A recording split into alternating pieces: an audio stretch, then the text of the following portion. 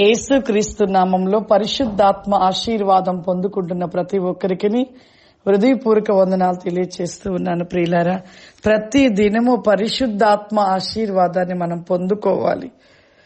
పరిశుద్ధాత్మ ఆశీర్వాదం మనలో ఉంటే నిత్యము ప్రతి విషయంలో విజయాన్ని పొందుకుంటూ ఉంటాము.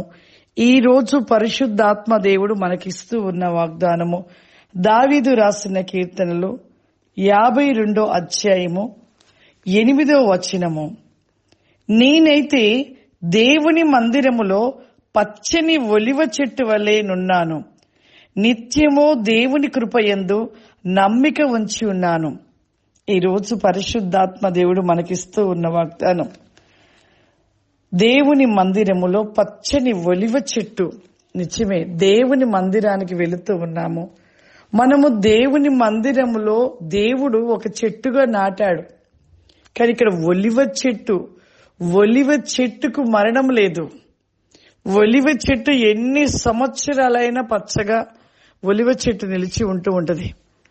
మరి ఇక్కడ మన జీవితంలో కూడా దేవుని సన్నిధిలో మనం ఒక నాటబడిన మొక్కగా ఉంటూ మనము దేవుని రాజ్యము చేరే వరకు కూడా ఒలివ చెట్టు వలె పచ్చగా మనం నిలిచి ఉండాలి. ఒలివ చెట్టు వలె దేవుని సన్నిధిలో మనము నాటబడిన వారిగా ఉండాలి. చాలా మంది దేవుని మందిరానికి వెళ్తారు. ఒకవేళ దైవజనులు ఏమన్నా వారు తప్పు చేస్తే గద్దించారనుకోండి, ఈ మందిరానికి వెళ్ళడం ఎందుకు, దైవజనులు గద్దించారు అనేసి మరొక మందిరానికి వెళ్తారు.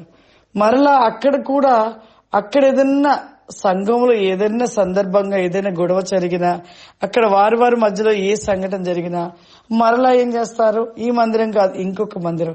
ఇలా మారుతూ వారి జీవితంలో ఎక్కడ ఒక నాటబడి ఫలించే వారిగా ఉండరు. ఒక స్థలములో ఒక ప్రత్యేకంగా నాటబడి ఒక ఒలివ చెట్టు వలె పచ్చనిగా దేవుని యొక్క కృపలో దేవునికి ఇష్టకరంగా జీవించే వారిగా ఉండరు. కానీ మన జీవితంలో దేవుని మందిరములో ఒక నాటబడిన మొక్కగా ఉంటున్నామంటే దేవుని ప్రతి మాటని వింటూ ఆయన కృప చొప్పున మనము నిత్యము కూడా మరి ఒక ఆశీర్వాదమును పొందుకుంటూ ఆయనలో నిలిచి ఉండాలి. ఆయన యందు నమ్మిక ఉంచాలి.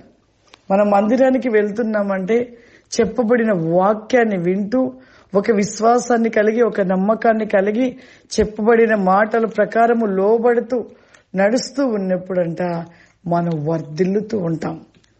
సేవకులు చెప్పిన ప్రతి మాటని వింటే మాత్రం ప్రతి విశ్వాసి ఖచ్చితంగా మరి ఎలా ఉంటారంటే ఫలించి ఫలముల చేత అభివృద్ధి పొందుతూ మరి దేవుని సంతోషపరిచేవారిగా భూమి మీద ఎన్నో ఆశీర్వాదాల చేత సమృద్ధిలో నిలిచి ఉంటారు.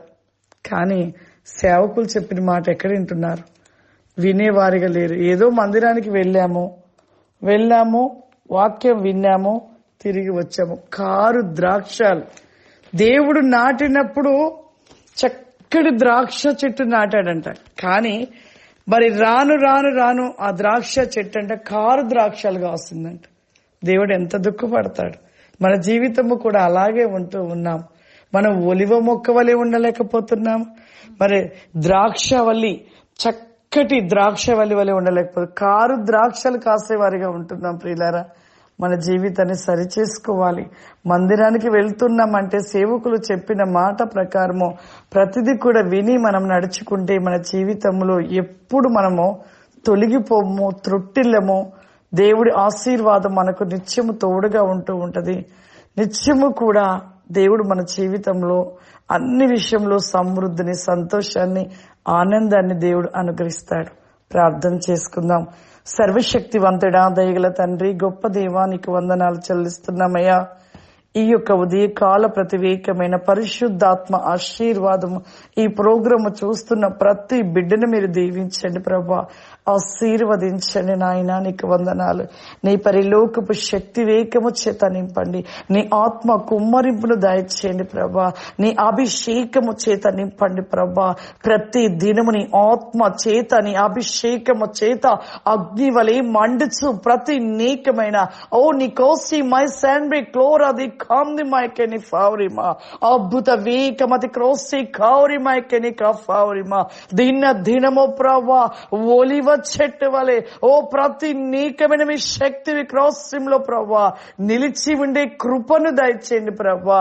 ఈ యొక్క ప్రోగ్రాం చూస్తున్న ప్రతి వేకమైన కుటుంబాలను మీరు ఆశీర్వదించమని యేసుక్రీస్తు నామమున అడుగుచున్నాను తండ్రి, ఆమేన్. God bless you. దేవుడు మిమ్మల్ని దీవించును గాక. ఆమేన్.